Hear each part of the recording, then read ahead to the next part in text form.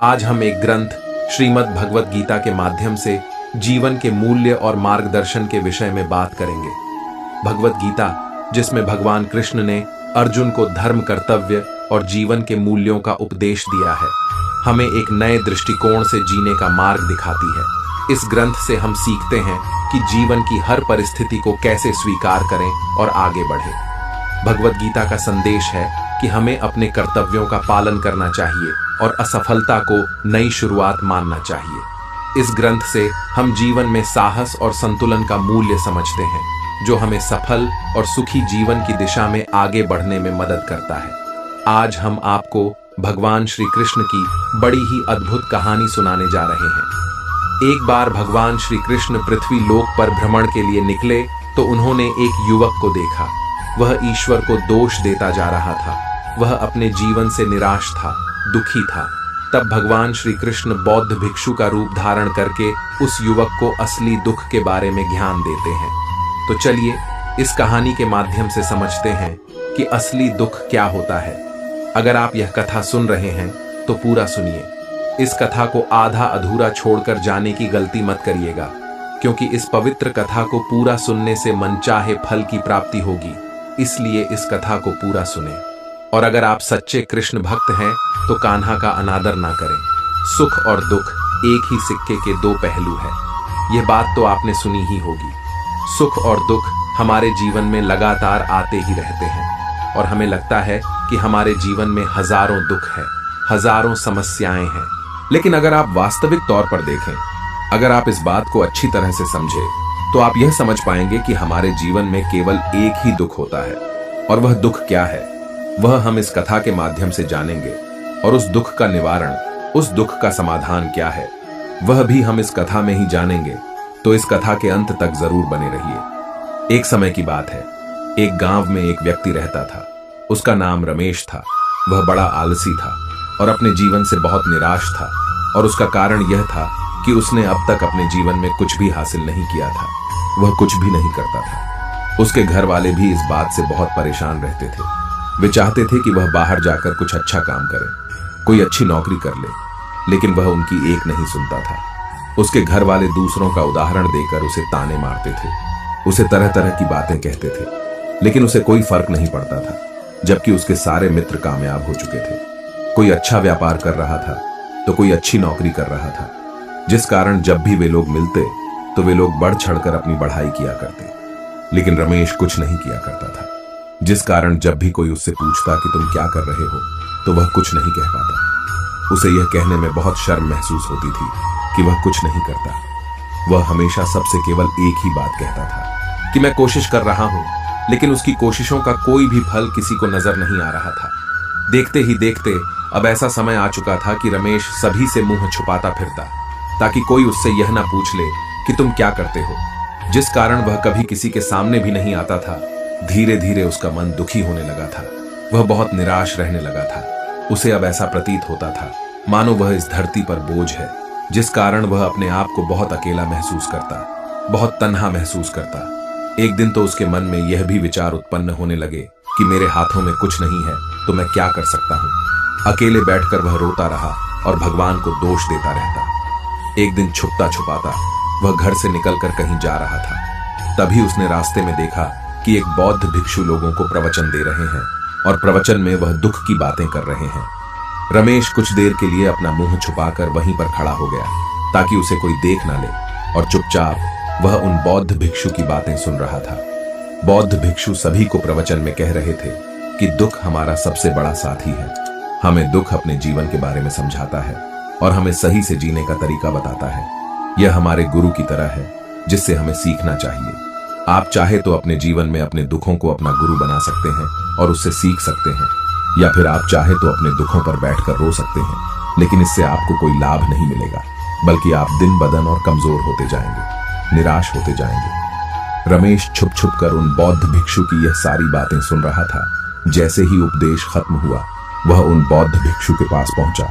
उन्हें प्रणाम करके वह कहता है, हे महात्मा, अभी आप कुछ देर पहले दुख को गुरु बता रहे थे। आप कह रहे थे कि दुखों से हमें सीखना चाहिए, हमें उन्हें अपना गुरु बनाना चाहिए।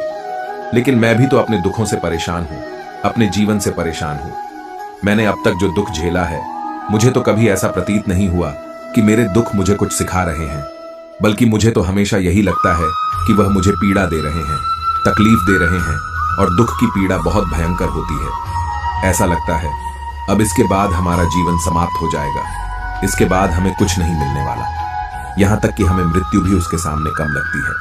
जब लोग ताने मारते हैं, जब लोग यह कहते हैं कि तुम क्या कर रहे हो, तो मन को बहुत ठेस पहुंचती है और मैं उनसे कुछ नहीं कह पाता। रमेश की यह सारी बातें सुनकर वह बौद्ध भिक्षु रमेश से कहते हैं, बेटा तुम्हें क्या दुख है और तुम दुख के बारे में ऐसी बातें क्यों कर रहे हो।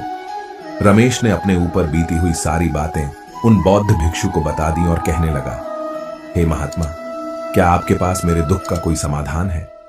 रमेश की यह बात सुनकर वह बौद्ध भिक्षु मुस्कुराने लगे और रमेश से कहते हैं, बेटा जब तुम्हारे जीवन में कोई असली दुख आए तब तुम मेरे पास आना, मैं उसका समाधान तुम्हें अवश्य बताऊंगा। उन बौद्ध भिक्षु की यह बात सुनकर रमेश थोड़ा सा अचरज में पड़ गया। उसे यह समझ नहीं आ रहा था कि क्या उसने अब तक जो दुख झेला है वह असली दुख नहीं है। उसने जो अब तक पीड़ाएं सही हैं, जो ताने सहे हैं, जो तकलीफ उठाई है, क्या वह असली दुख नहीं है। आगे वह मन ही मन खुद से कहता है कि जब मुझे मेरे अपने ही नहीं समझ पाए तो यह बौद्ध भिक्षु मुझे क्या समझेंगे। इतना सोचकर वह वहां से चला गया। सभी लोगों के ताने सुन सुनकर रमेश बहुत थक चुका था, बहुत निराश हो चुका था, जिस कारण उसने निर्णय लिया कि वह अब कुछ करके दिखाएगा। उसने अपने पिता से तो थोड़ा सा धन लिया और उस धन से उसने एक व्यापार शुरू किया। उसके पिता बहुत खुश थे कि कम से कम मेरा बेटा कुछ करने का प्रयास तो कर रहा है, लेकिन उसे व्यापार में कोई सफलता नहीं मिल रही थी, जिस कारण वह बहुत ही हताश हो चुका था। उसे यह समझ नहीं आ रहा था कि वह क्या करे, किस तरह से अपने व्यापार को आगे बढ़ाए। तभी उसके पिता ने उससे कहा, बेटा कोई बात नहीं, इसी तरह से प्रयास करते रहो, आज नहीं तो कल सफलता अवश्य मिलेगी। रमेश ने अपने पिता की बात मानी और अपने व्यापार में और भी कड़ी मेहनत करने लगा। धीरे धीरे उसे सफलता मिलने लगी और फिर उसने रफ्तार पकड़ ली। देखते ही देखे केवल 3 सालों के अंदर वह एक बहुत बड़ा व्यापारी बन गया। अब उसके पास धन दौलत की कोई कमी नहीं थी। लोग जो उसे पहले नापसंद किया करते थे, अब उसे पसंद करते थे, उसकी चिंता करते थे, उसके कार्यों की सराहना करते थे। उसके माता पिता भी अब अपने बेटे से बहुत खुश थे और उसकी सफलता से अत्यंत प्रसन्न थे।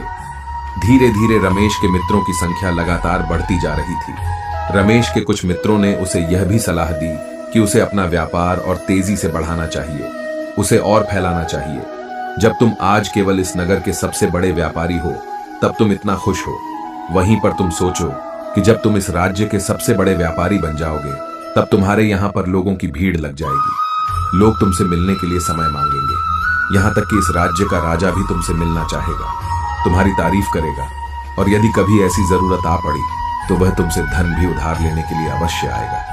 रमेश को अपने दोस्तों की यह बात बहुत पसंद आई। रमेश ने सोचा कि मेरे मित्र सही कह रहे हैं, मुझे अपने व्यापार को और बड़ा करना चाहिए और फैलाना चाहिए, तभी तो हर कोई मेरे बारे में जान सकेगा, हर कोई मुझे पहचानेगा। उसने बिना देरी किए अपने समय को बिना गवाए अपने व्यापार में और मेहनत करने लगा। लेकिन अब की बार उसके मन में धैर्य नहीं था, जिस कारण उसने कुछ अनुचित कदम उठाए ताकि उसका व्यापार जल्दी से जल्दी और बड़ा हो जाए। उसने कई लोगों से अधिक मात्रा में धन उधार ले लिया, जिससे उसके ऊपर अब काफी कर्ज हो चुका था। और इतना ही नहीं, वो यहां तक नहीं रुका। उसने अधिक से अधिक मुनाफा कमाने के चक्कर में अपने माल की गुणवत्ता को भी खराब कर दिया, जिससे अब उसके माल में वह बात नहीं रह गई थी जो पहले हुआ करती थी। लेकिन वह अपने मित्रों की बात सुनता रहा। जैसा उसके मित्र कहते थे वह वैसा ही करता चला जा रहा था। यहां तक कि उसने अपने व्यापार को और भी तीव्रता से बढ़ाने के लिए उसने दूसरे छोटे व्यापारियों के खिलाफ षड्यंत्र भी रचना शुरू कर दिया, जिस कारण उसके मन में अब पहले जैसा सुकून नहीं था। उसे अब रातों को नींद नहीं आती थी।